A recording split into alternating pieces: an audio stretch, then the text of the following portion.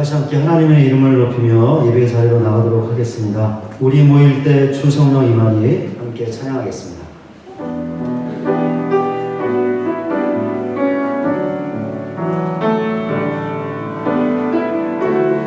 우리 모일 때 주 성령 임하니 우리 모일 때 주 이름 높이리 우리 마음 모아 주를 경배할 때 주님 축복하시리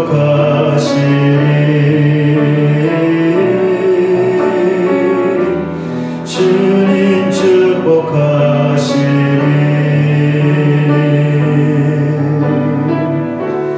우리 모일 때 주 성령 임하니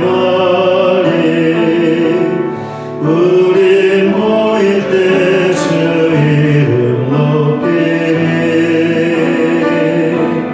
우리 마음 모아 주를 경배할 때 주님 축복하시리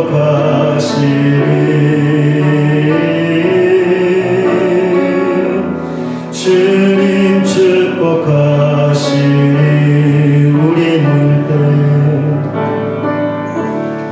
우리 모일 때 주 성령 임하니 우리 모일 때 주 이름 높이리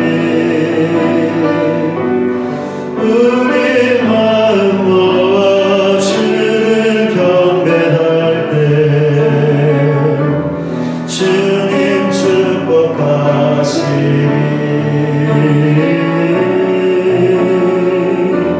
주님 축복하시리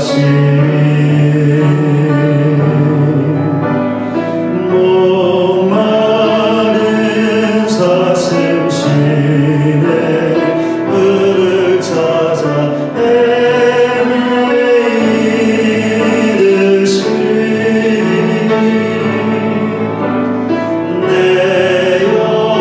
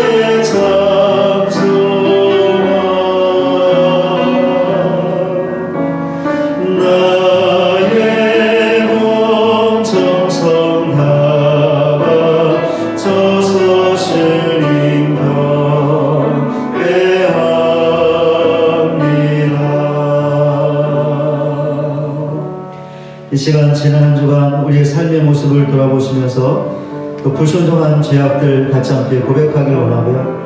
우리 코로나19가 1년 넘도록 계속 지속되고 있고 꾸준한 확산세에 있고 끝날 것처럼 보이지 않는 그런 어두운 가운데 있습니다.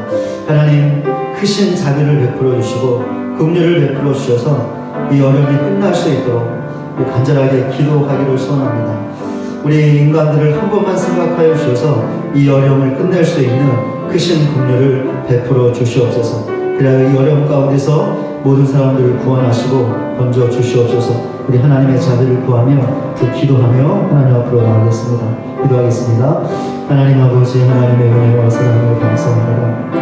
오늘도 하나님을 예배하며 지난 한 주간 우리의 삶의 모습을 돌아봅니다. 또 주의 말씀에 순종하지 못했던 우리의 죄악들이 있습니다. 우리의 생각과 우리 입술의 말과 마음과 행실과 강한 불순종의 죄악들이 있습니다. 그 모든 죄악들을 이 시간에 주님 앞에 고백하며 주의 십자가 밑에 내려놓습니다. 하나님 우리를 불쌍히 여겨 주시옵소서. 예수님의 십자가로 우리의 모든 죄악을 정결케 하여 주시옵소서. 깨끗이 씻어 주시옵소서. 오늘도 예배하는 우리에게 사자함의 은혜를 베풀어 주시기를 소원합니다. 사자함의 크신 은혜를 베풀어 주시옵소서. 사자함의 기쁨이 넘쳐날 수 있는 복된 예배가 되게 하여 주시옵소서. 하나님 코로나19가 끝날 것처럼 보이지 않습니다. 1년 넘게 지속되고 있으며 또 꾸준히 확산되는 그런 상황 가운데 있습니다. 정말 끝이 보이지 않는 이 어려운 가운데 있사오니 하나님 인간들을 한 번만 생각하여 주시옵소서. 인간들이 하나님 앞에 죄를 범하며 하나님의 진노를 쌓고 있는 정말 죄인들이지만 한 번만 생각하여 주셔서 주의 크신 긍휼을 베풀어 주시기를 소원합니다. 자비를 베풀어 주시옵소서. 그래야 이 어려움이 끝이 보일 수 있도록 도우시고 이 어려움이 끝날 수 있도록 하나님을 도와주시옵소서. 그래야 이 어려움으로 고통당하는 모든 사람들을 건지시고 구원하여 주시옵소서. 회복시켜 주시옵소서. 하나님 크신 긍휼을 베풀어 주시옵소서. 우슬처럼 나를 정결하게 하소서. 내가 정하리이다. 나의 죄를 씻어 주소서. 내가 눈보다 희리이다. 아멘. 272장 1절 찬송하겠습니다.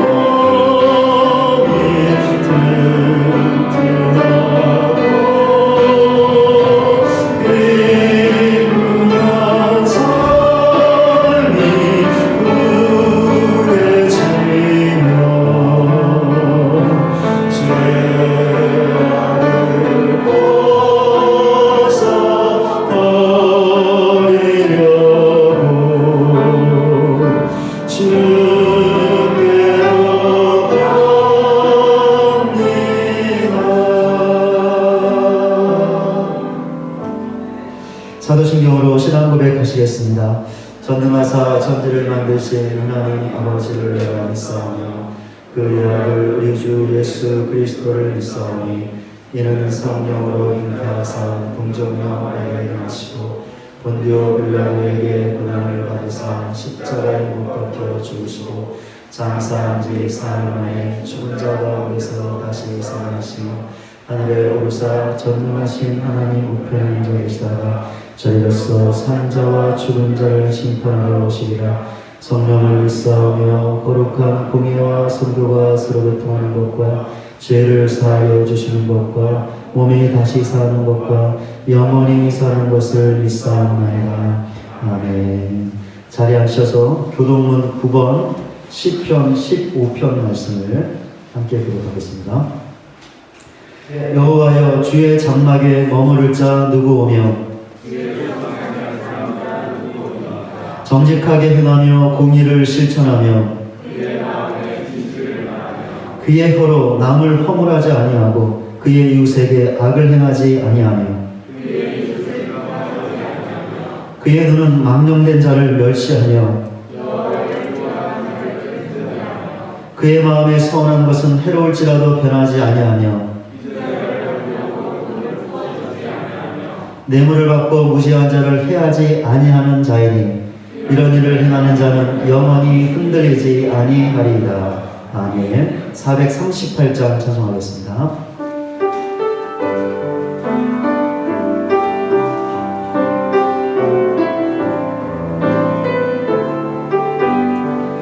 내 영혼이 은총 입어 주한 죄심 벗고 보니 슬픈 마음 이 세상도 천국으로 와도다.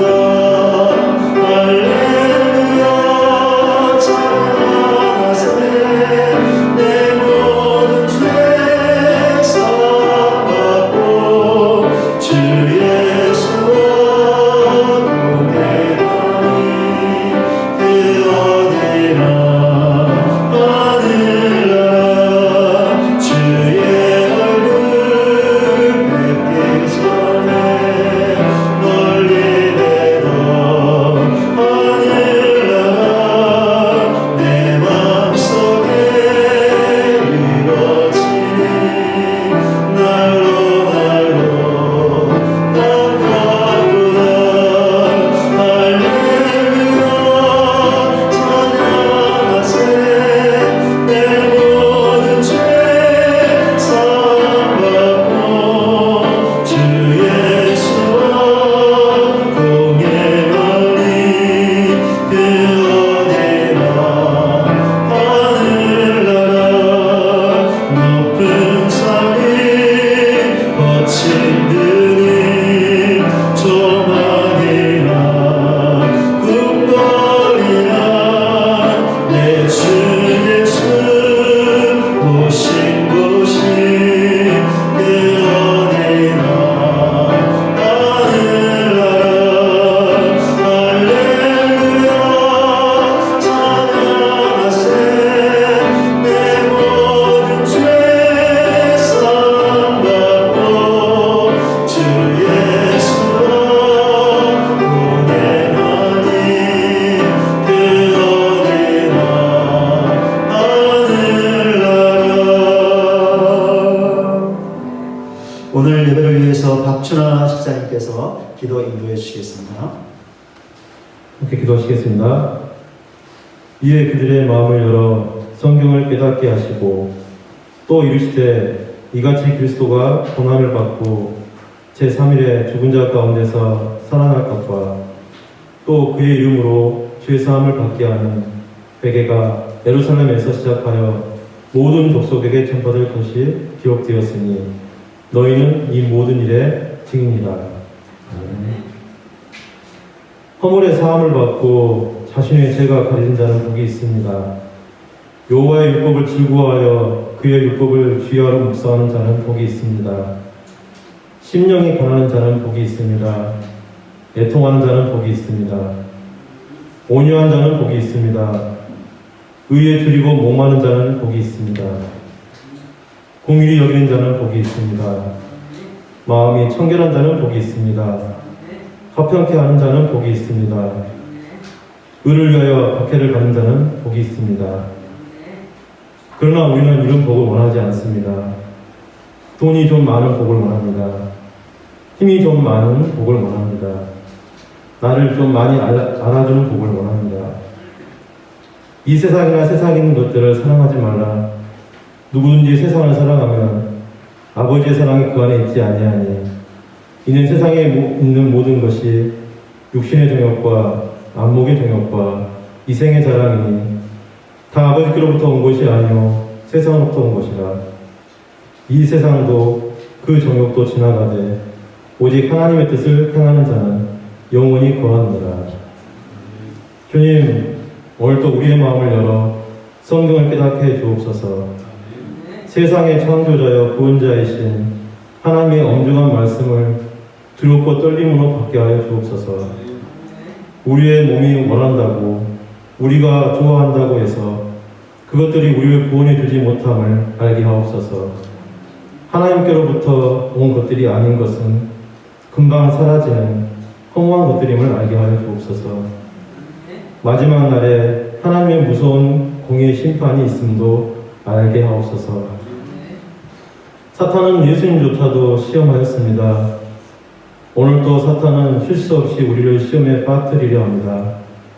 우리의 몸이 원하고 우리가 좋아하는 것을 가지고 와서 우리를 유혹합니다. 주님, 저희는 도무지 이길 힘이 없습니다. 언제나 저희 마음속에 오셔서 저희를 지켜주옵소서. 분별력을 주옵소서. 혼동하고 오해하지 않게 도와주옵소서. 잘못된 분위기에 휩싸이지 않게 도와주옵소서. 사랑이 많으신 주님, 세상에 복만을 구했던 우리의 기도 제목을 바꾸기를 원합니다. 죄사함의 복 받기를 원합니다. 말씀을 묵상하는 기쁨의 복 받기를 원합니다. 심령이 가난한 자의 복 받기를 원합니다. 애통하는 자의 복 받기를 원합니다. 온유한 자의 복 받기를 원합니다. 의에 줄이고 목마른 자의 복 받기를 원합니다. 긍휼히 여기는 자의 복 받기를 원합니다. 마음이 청결한 자의 복 받기를 원합니다. 화평케 하는 자의 복 받기를 원합니다. 의를 위하여 박해를 받는 자의 복 받기를 원합니다. 주님, 이 기도를 꼭 들어주실 줄 믿습니다. 주님의 교회가 이 기도의 응답을 받아서 주님이 주신 복으로 충만하게 되기를 원합니다. 주님께서 주신 이 복들이 저희가 세상에 보여주는 증거가 되게 하여 주시기를 원합니다. 구원의 소망도 없이 죽음과 멸망으로 치닫는 세상에 생명과 구원의 복이 여기에 있음을 세상에 알게 하옵소서. 감사하며 예수님의 이름으로 기도합니다. 아멘.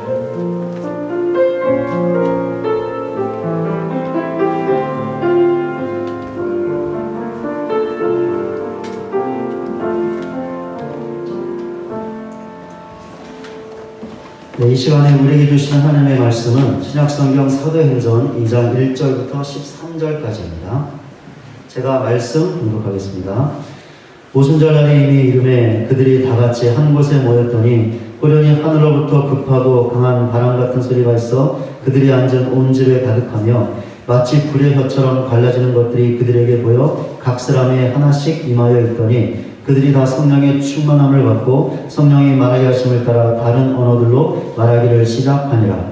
그때 경건한 유대인들이 천하 각국으로부터 와서 예루살렘에 머물러 있더니 이 소리가 나매 큰 무리가 모여 각각 자기의 방언으로 제자들이 말하는 것을 듣고 소동하여 다 놀라 신기하게 여겨 이르되 보라, 이 말하는 사람들이 다 갈릴리 사람이 아니냐? 우리가 우리 각 사람이 남곳 방언으로 듣게 되는 것이 어찌 되겠냐? 우리는 바데인과 메데인과 엘람인과 또 메소보다미아, 유대와 갑바도기와 본도와 아시아, 부르기와 밤빌리아, 애국과 및 구레네에 가까운 리비아 여러 지방에 사는 사람들과 로마로부터 온 나그네 곧 유대인과 유대교에 들어온 사람들과 그레데인과 아라비아인들이라. 우리가 다 우리의 각 언어로 하나님의 큰 일을 말함을 듣는도다 하고 다 놀라며 당황하여 서로 이르되 이 어찌된 일이냐 하며 또 어떤 일은 조롱하여 이르되 그들이 세술에 취하였다 하더라. 아멘. 이 시간에 영상 특별 찬양으로 하나님께 영광 올려드리겠습니다.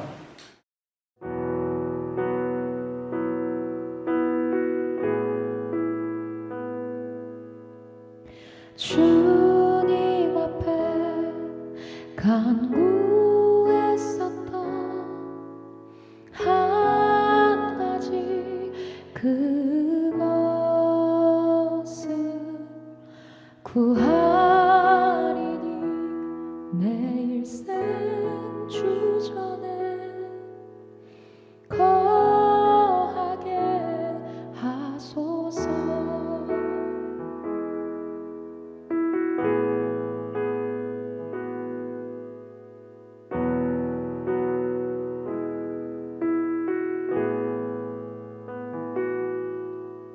주님 앞에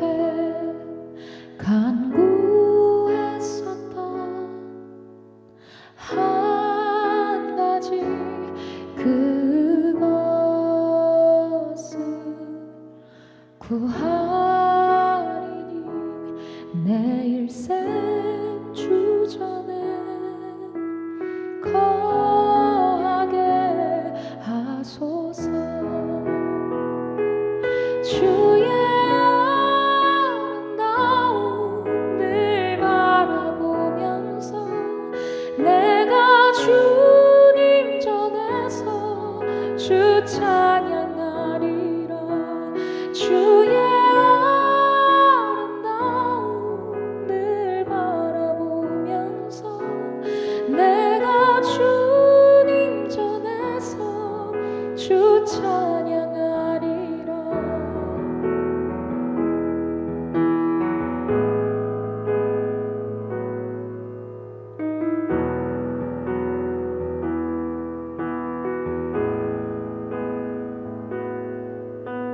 주님 앞에 간구했었던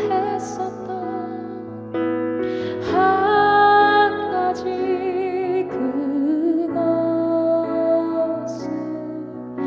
구하리니 내 일생 주전에 거하게 하소서. 주의 아름다움을 바라보면서 내가 주님 전에서 주 찬양하리라. 주의 아름다움을 바라보면서 내가 주님 전에서 주 찬양하리라. 주의 아름다움을 바라보면서 내가 주님 전에서 주 찬양하리라. 주의 아름다움을 바라보면서 내가 주님 전에서 주 찬양하리라. 주의 아름다움을 바라보면서 내가 주님 전에서 주 찬양하리라.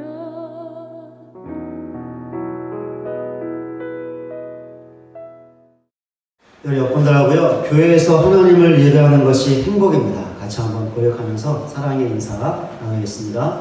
교회에서 하나님을 예배하는 것이 행복입니다.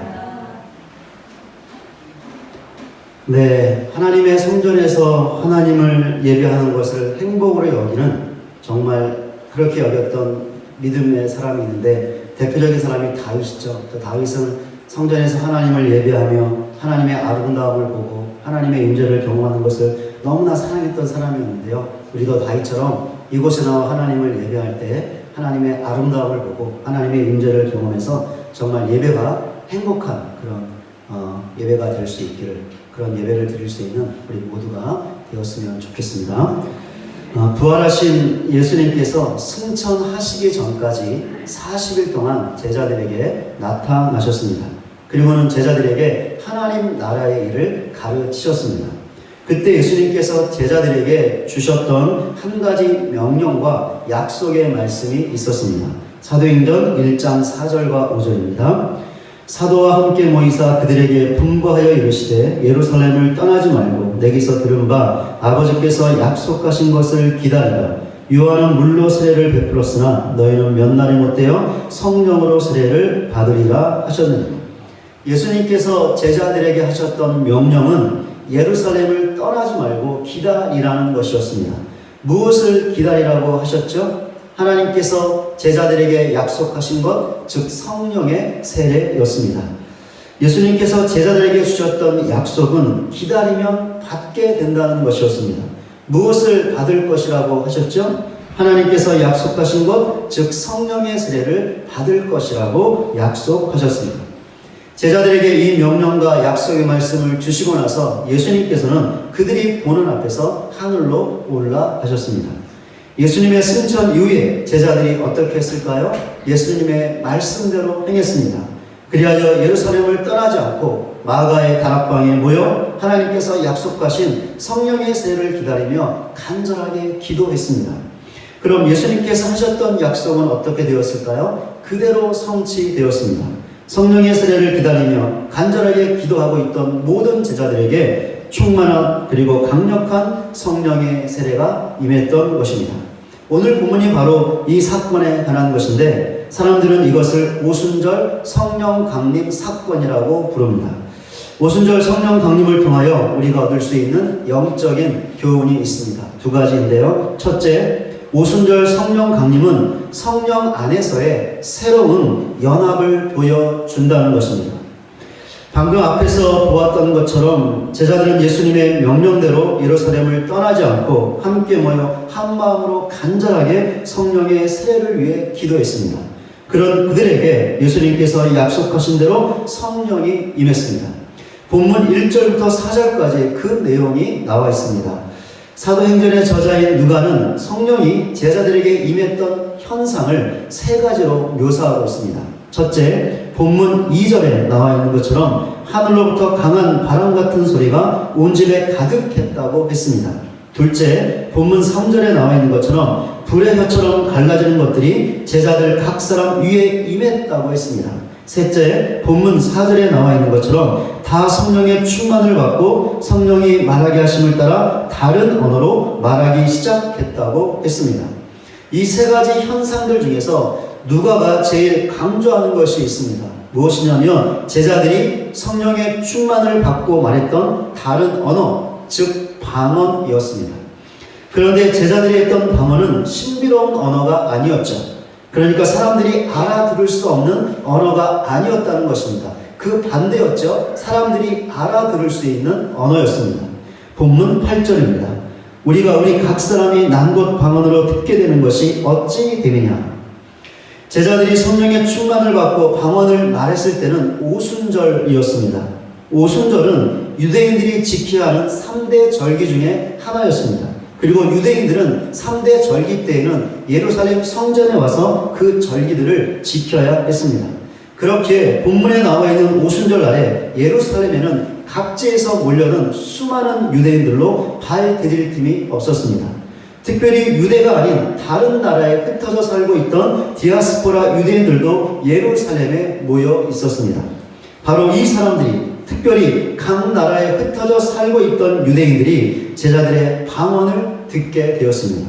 그리고 그것에 대한 반응을 보였죠. 어떤 반응이었습니까? 방금 보았던 본문 8절에 나와 있는 것처럼 우리 각 사람이 난 곳 방언으로 듣는다라는 것이었습니다. 사람들의 이런 반응은 제자들이 했던 방언을 알아들었다는 것을 보여주고 있습니다. 왜 그렇습니까? 제자들이 했던 방언이 사람들이 태어나서 자라난 곳의 언어였기 때문이었습니다. 그럼 사람들이 태어나서 자라는 곳은 구체적으로 어디였을까요? 누가가 자세하게 밝혀주고 있습니다. 본문 9절부터 11절 앞부분까지 나와 있습니다. 여러 나라, 여러 지역이 나와 있죠. 누가가 언급하고 있는 곳들은 당시 지중해를 중심으로 자리하고 있던 로마 세계에 있었던 나라들을 보여주고 있는데 이 모든 나라들은 전 세계를 상징하고 있습니다. 오순절을 지키기 위해 예루살렘에 모였던 수많은 디아스포라 유대인들이 바로 이 모든 나라에서 태어나 자랐고 살고 있었습니다. 그런데 제자들이 그들이 살고 있던 나라의 언어를 말했던 것이죠. 그렇게 디아스포라 유대인들이 제자들의 방언을 듣고 우리 각 사람이 난 곳 방언으로 듣는다라는 반응을 보였던 것입니다. 제자들의 말을 알아들었다는 것이죠. 그런데 제자들이 각 나라의 언어를 공부하고 배워서 말한 것이 아니었죠. 절대로 아니었습니다. 그들은 전혀 배우지 못했습니다. 그런데도 유창하게 말했습니다. 이유가 무엇이었을까요? 성령의 충만을 받아 성령의 능력으로 말했기 때문이었습니다.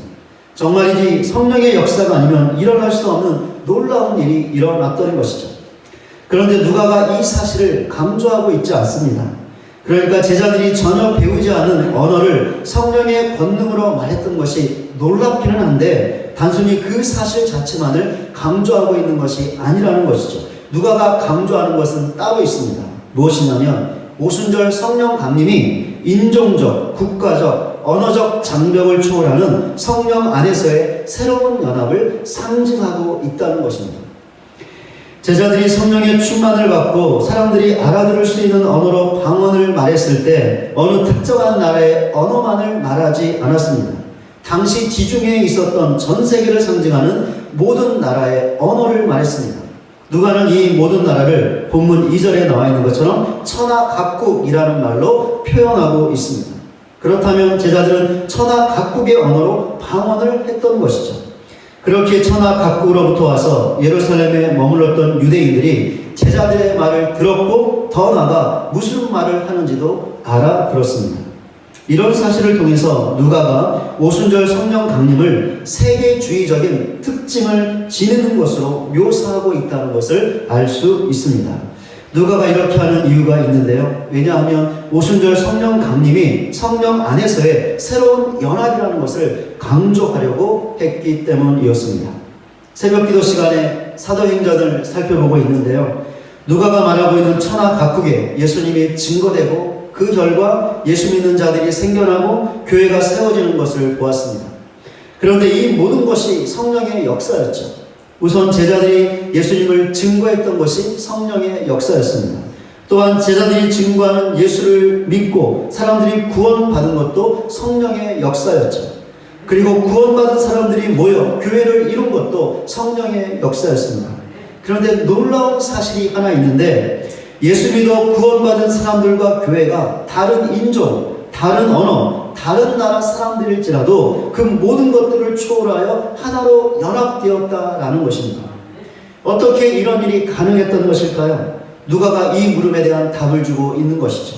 성령의 역사 때문이었다라는 것입니다. 그러니까 성령의 역사로 성령 안에서 다른 인종, 다른 언어, 다른 민족이 연합될 수 있었다라는 것입니다. 누가가 오순절 성령 강림을 통하여 바로 이 사실을 강조하고 있는 것이며 그렇게 이 사실이 오순절 성령 강림을 통하여 우리가 얻을 수 있는 영적 교훈이 되는 것입니다. 성령 안에서 연합이라는 영적 교훈을 두 가지 차원에서 적용할 수 있습니다. 첫째, 성령 안에서 하나로 연합된 것을 지켜야 한다는 것입니다.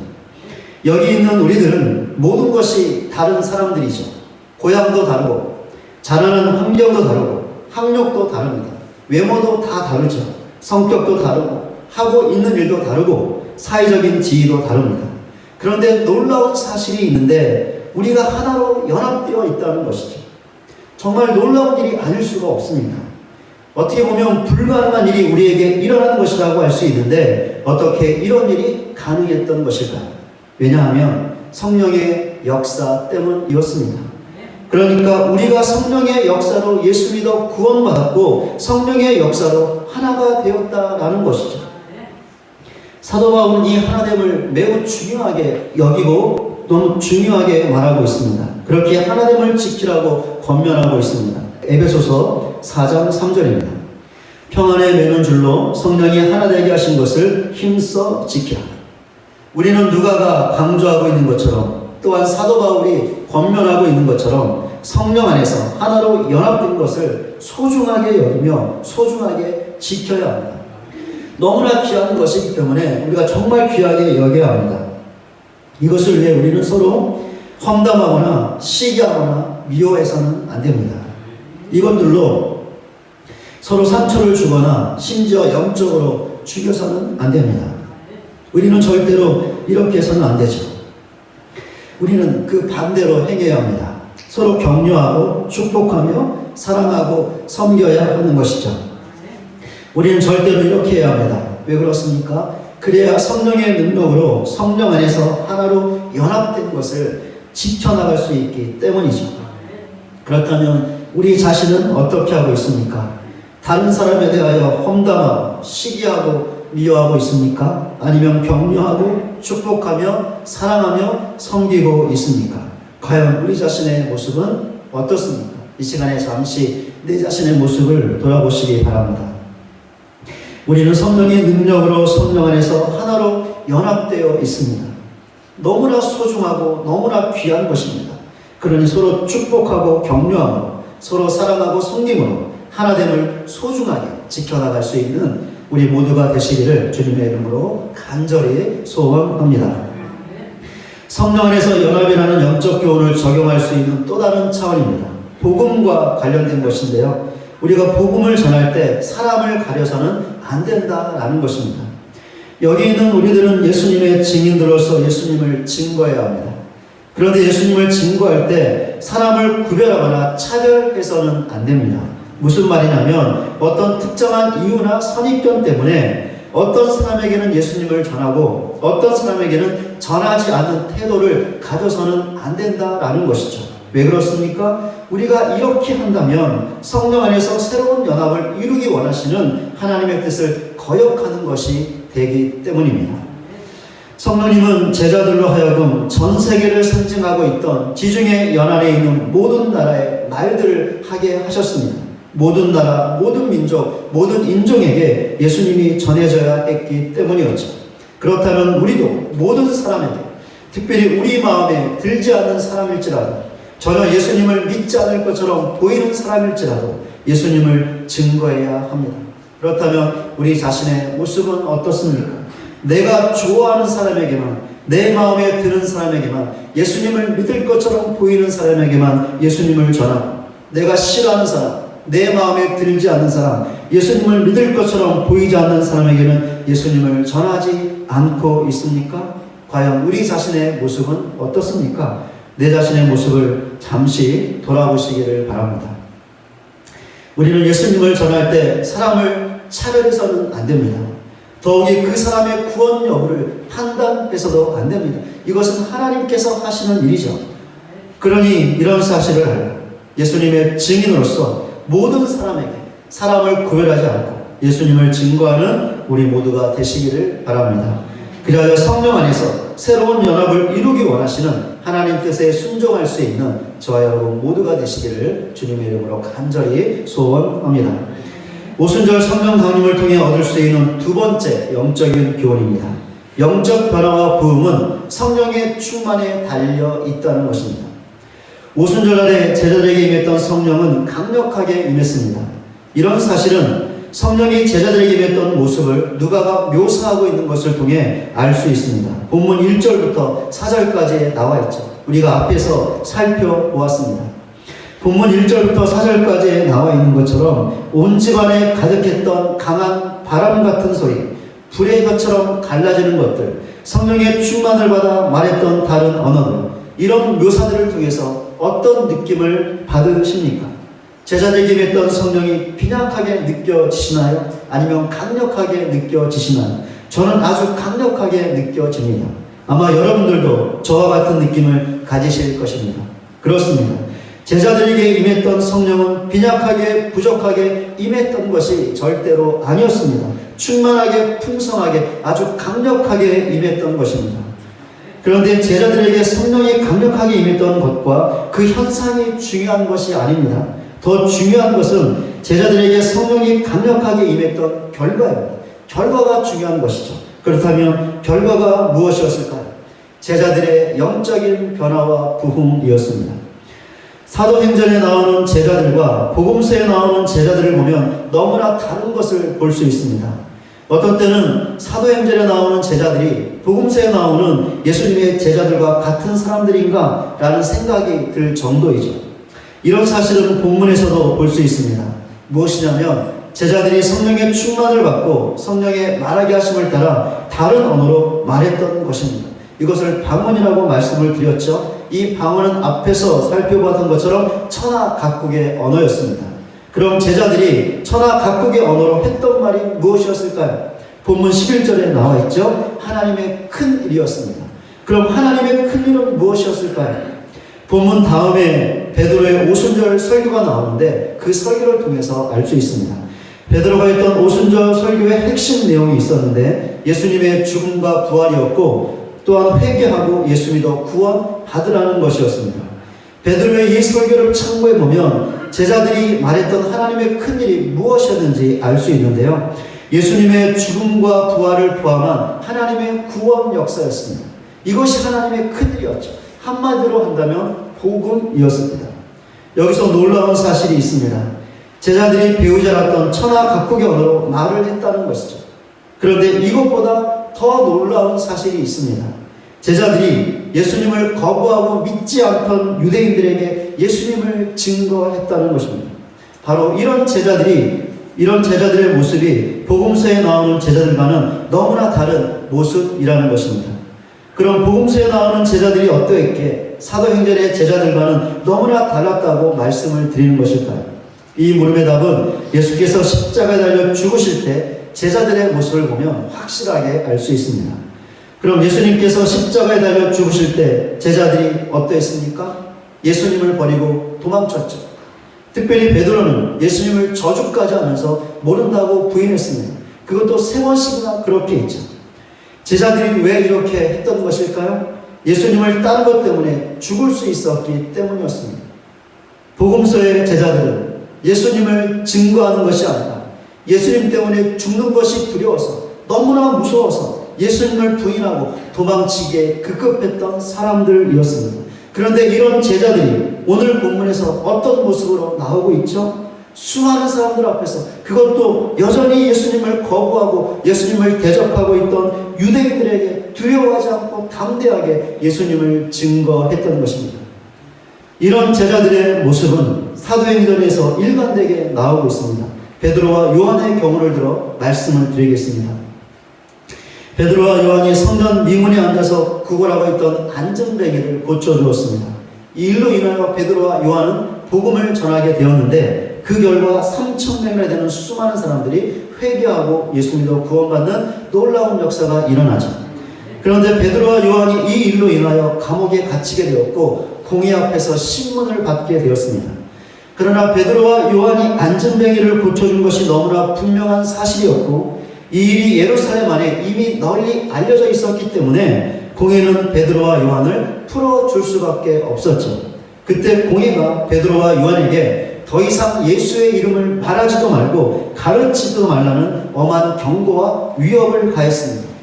베드로와 요한이 공회가 가하는 위협 앞에서 다음과 같은 말을 하죠. 사도행전 4장 19절과 20절입니다. 베드로와 요한이 대답하여 이르되 하나님 앞에서 너희의 말을 듣는 것이 하나님의 말씀을 듣는 것보다 옳은가 판단하라. 우리는 보고 들은 것을 말하지 아니할 수 없다 하니. 베드로와 요한은 공회의 위협에 결코 굴하지 않았습니다. 두려워하지 않았죠. 그리하여 그들은 자기들이 했던 말대로 담대하게 예수님을 증거하고 또 증거했습니다. 어떤 위협이 있다 할지라도 굴하지 않고 담대하게 예수님을 전하는 증인의 사명을 감당했죠. 복음서의 제자들은 겁쟁이였습니다. 그렇게 예수님의 증인된 사명에 충실하지 못했죠. 아니, 거의 실패했습니다. 그런데 사도행전의 제자들은 전혀 달랐죠. 그들은 더 이상 겁쟁이가 아니었습니다. 그렇게 그 어떤 위협에도 굴하지 않고 담대하게 예수님을 증거함으로 증인된 사명을 충성스럽게 감당할 수 있었습니다. 그렇다면 어떻게 해서 이런 차이가 났던 것일까요? 제자들의 힘과 노력 때문이었을까요? 제자들이 위협에 맞설 특별한 무기를 가졌기 때문이었을까요? 아니면 특별한 무술을 연마했기 때문이었을까요? 아니요, 절대로 아닙니다. 그럼 무엇 때문에 이런 차이가 났던 것일까요? 성령 때문이었습니다. 그러니까 제자들이 오순절 아래 강력하게 성령의 충만을 받았기 때문이라는 것이죠. 저는 이것을 제자들의 영적인 변화와 부흥이라고 말하고 싶은데 바로 이것이 오순절 날에 제자들에게 성령이 강력하게 임했던 결과였습니다. 우리는 어떻습니까? 복음서에 나오는 겁쟁이고 싸우기 좋아하고 교만하고 섬김받기를 좋아하고 무엇보다 예수님의 제자된 사명을 감당하지 못했던 제자들과 같습니까? 그렇다면 우리는 영적으로 변화하고 영적으로 부흥해야 합니다. 우리는 어떻습니까? 사도행전에 나오는 사랑 충만하고 겸손하고 섬기기를 좋아하고 무엇보다 담대하게 예수님의 증인된 사명을 감당했던 제자들과 같습니까? 그렇다면 너무나 감사한 일이고 너무나 잘된 것이죠. 그러니 계속해서 사도행전에 나오는 제자들처럼 살아야 합니다. 그러나 그럴지라도 우리는 계속해서 끊임없이 영적으로 변해야 하고 부흥해야 합니다. 왜 그렇습니까? 우리가 죽는 그날까지 성화되어야 하기 때문이죠. 사도행전의 제자들은 오순절 성령의 세례를 받고 복음서에 나온 그들의 모습과는 너무나 다른 영적 변화와 부흥을 이루었습니다. 그러나 그들은 여전히 죄인이었죠. 여전히 완전하지 못했습니다. 제자들도 계속해서 성화를 이루어 가야 하는 죄된 존재였던 것이죠. 제자들은 이 사실을 잘 알았습니다. 그렇게 그들은 죽는 그날까지 성화를 위하여 계속해서 영적인 변화와 부흥을 추구하는 삶을 살았습니다.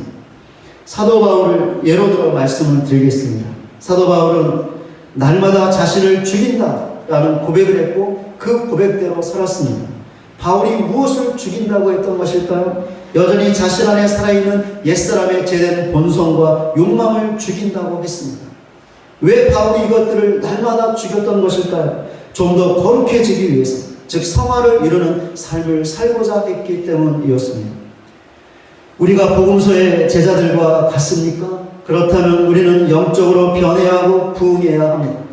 우리가 사도행전의 제자들과 같습니까? 그렇다면 우리는 더욱더 힘을 내서 성화를 추구해야 합니다. 지금의 모습에 만족하지 않고 더욱더 영적인 변화와 부흥을 이루어 가야 합니다. 우리는 이렇게 할 수 있습니다. 왜 그렇습니까? 성령이 계시기 때문이죠. 그렇습니다. 성령으로 충만하면 우리의 모습이 아무리 복음서의 제자들과 같을지라도 사도행전의 제자들처럼 영적으로 변화하고 영적으로 부흥할 수 있습니다. 성령으로 충만하면 우리는 사도행전의 제자들처럼 지금의 모습에 만족하지 않고 더욱더 거룩을 이루기 위하여 영적인 변화와 부흥을 계속해서 추구할 수 있습니다. 그렇게 우리에게 너무나 중요한 것이 있는데 성령의 충만을 위해서 간절하게 기도해야 한다는 것이죠. 제자들도 간절하게 기도할 때 성령의 충만을 받았습니다. 우리도 간절하게 기도하면 반드시 성령의 충만을 받을 것입니다. 그럼 이런 사실을 알고 성령의 충만을 위하여 간절하게 기도하시기를 바랍니다. 다른 것 위해서도 기도해야 하지만 무엇보다 이것을 위해서 기도하시기를 바랍니다. 그리하여 성령의 충만을 받아 복음서의 제자들의 모습에서 사도행전의 제자들의 모습으로 영적인 변화와 부흥을 이루고 더 나아가 사도행전의 제자들처럼 끊임없이 영적인 변화와 부흥을 이루어나가는 저와 여러분 모두가 되시기를 주님의 이름으로 간절히 소원합니다. 말씀을 맺겠습니다. 우리 교회는 다음 주일에 교회 창립 기념주일로 지킵니다. 몇 번째 기념주일인지 아시나요? 주보 앞에 나와 있죠. 48주전입니다. 48번째 기념주일로 지킵니다. 그런데 48이라는 숫자가 중요한 것이 아니죠. 이것보다 더 중요한 것이 있습니다. 무엇이냐면 우리 교회가 48년이라는 긴 세월에 맞게 우리 교회가 성령 안에서 하나로 연합된 것을 지키고 있느냐, 성령으로 연합된 것을 위하여 사람을 구별하지 않고 예수님을 증거하고 있느냐, 성령의 충만으로 인하여 영적인 변화와 부흥을 이루어가고 있느냐라는 것이 더 중요한 것이죠. 숫자가 중요한 것이 아니죠. 내용이 중요한 것입니다. 또 다른 중요한 것이 있습니다. 여기 있는 우리 한 사람 한 사람이 너무나 중요하죠. 왜냐하면 우리 각자가 성령 안에서 하나로 연합된 것을 지켜야 우리 각자가 사람을 구별하지 않고 모든 사람들에게 복음을 전해야 우리 교회도 그렇게 할 수 있기 때문이죠. 우리 각자가 성령의 충만으로 영적인 변화와 부흥을 이루어야 우리 교회도 그렇게 될 수 있기 때문입니다.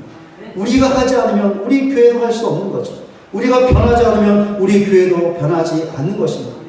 그러니 이런 사실을 알고 성령의 충만을 위해 간절하게 기도하는 우리 모두가 되시기를 바랍니다. 이것을 위해서 좀 더 모이고 좀 더 같이 모여서 함께 간절하게 기도했으면 좋겠습니다. 제자들이 그렇게 했던 것처럼 함께 모여 합심으로 간절하게 성령의 충만을 위해서 기도할 때 우리에게도 분명히 성령 충만의 역사가 있을 줄로 믿습니다. 그리하여 성령의 충만함으로 우리 자신이 먼저 성령 안에서 하나된 것을 지켜나감으로 교회의 하나됨을 지켜나가고 우리 자신이 먼저 모든 사람들에게 복음을 전함으로 우리 교회가 복음을 전하는 교회가 되게 하고 우리 자신이 먼저 영적인 변화와 부흥을 이루어가므로 우리 교회 안에 영적 변화와 부흥을 일으킬 수 있는 저와 여러분 모두가 되시기를 주님의 이름으로 간절히 축원을 드립니다. 우리 같이 함께 찬송가 50장 부르시면서 준비하신 영을 하나님께 올려드리겠습니다.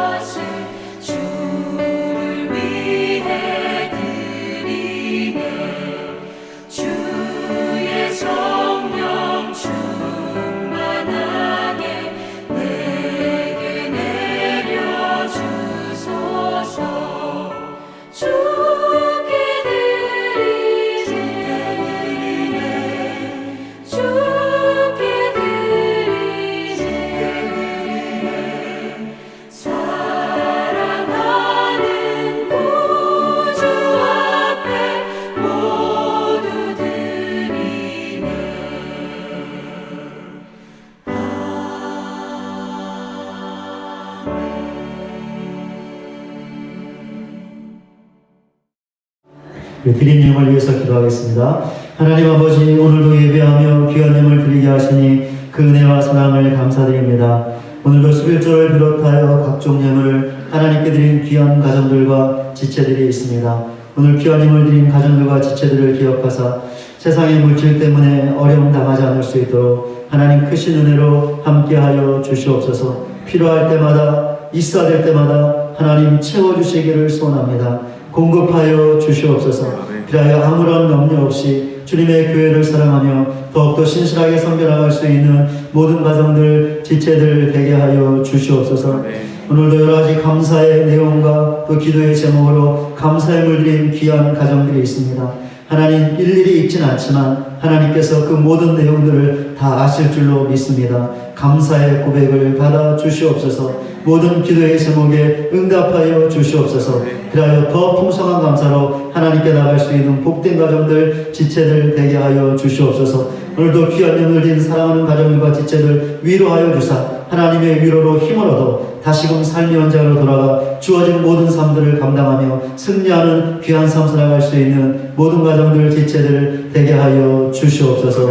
예수 그리스도의 이름으로 기도드립니다. 아멘.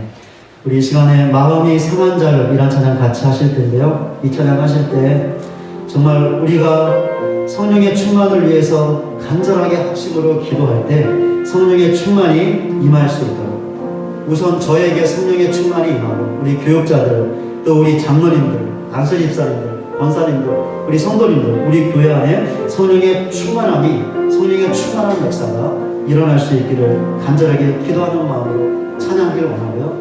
그렇게 성령의 충만한 역사로 인하여 성령으로 하나 된 것들을 지켜나가고 사람을 구별하지 않고 예수님을 증거하고 날마다 계속해서 끊임없이 영적인 변화와 부흥을 이뤄갈 수 있는 그런 믿음의 삶을 살게 하여 주시옵소서.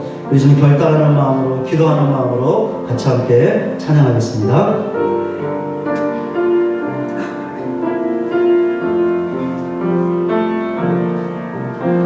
마음이 상한 자를 고치시는 주님, 하늘의 아버지 날 주관하소서. 주의 길로 인도하사 자유케 하소서. 새 일을 행하사 분께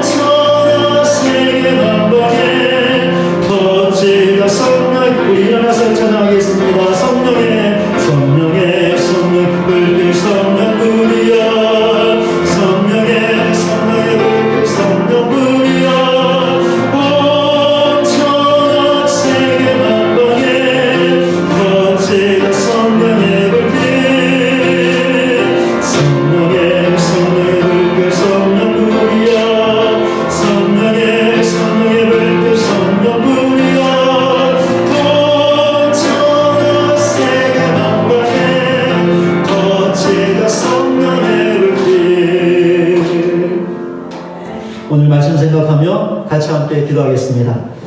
우리가 함께 모여 합심으로 성령의 충만을 위해서 간절하게 기도할 수 있게 해달라고 기도하기를 원합니다. 우리가 정말 진정으로 간절하게 성령의 충만을 위해서 기도했던 적이 있는가요? 한번 우리의 모습을 돌아보시면서 정말 성령의 충만을 위해서 간절하게 기도할 수 있는 내 자신 되게 하시고 우리 교회가 되게 해달라고 기도해 기도하시고, 그래야 성령의 충만함을 받아 성령으로 하나 되게 하신 것들을 지켜나가며 사람 구별하지 않고 모든 사람들에게 예수님을 증거하며 끊임없이 계속해서 영적인 변화와 부흥을 이루어갈 수 있는 그런 믿음의 삶을 살게 하여 주시옵소서. 오늘 말씀 생각하며 우리 기도하며 간절하게 하나님 앞으로 나가겠습니다. 기도하겠습니다. 하나님 아버지, 하나님의 은혜와 사랑을 감사드립니다. 오늘도 주신 말씀을 붙잡고 주님 앞에 기도합니다. 하나님, 우리가 얼마나 간절하게 제자들처럼 기도했습니까? 우리가 얼마나 간절하게 제자들처럼 우리의 힘을 다하여 성령의 충만을 위해서 기도했습니까? 하나님, 우리의 모습을 돌아보고 하나님, 우리를 불쌍히 여기시고 긍휼히 여겨 주시옵소서. 우리는 제자들처럼 기도하지 못했습니다. 간절하게 기도하지 못했습니다. 정말 힘을 다하여 기도하지 못했습니다. 하나님, 우리의 기도하지 못함을 불쌍히 여기시고 용서하여 주시옵소서. 우리의 기도하지 못함을 용서하여 주시기를 소원합니다. 하나님, 불쌍히 여겨 주시옵소서. 긍휼히 여겨 주시옵소서.